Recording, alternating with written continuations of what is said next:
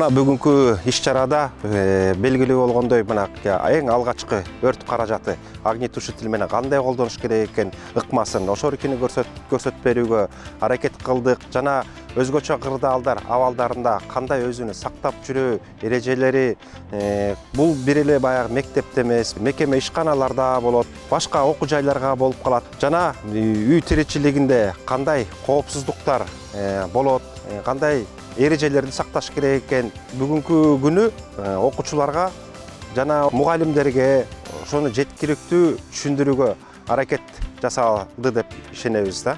Айтыкулова Сизим. Это мой первый опыт, как я участвую как волонтер здесь. Как все прошло? Здесь прошло очень классно, все на ура, потому что дети проявили себя очень хорошо. МЧС тоже очень классно проявили. Дети, главное, увидели, как там, МЧС там, спасает жизнь детей, как дают врачи первую помощь детям. По моему мнению, все прошло на ура. Менин атым Жайна, Эшеналы Арабаев атындагы университеттин студентимин. Бүгүн 5 октябрь улуттук траур күнүнө карата МЧСтер уюштурулган иш-чарага катыштык.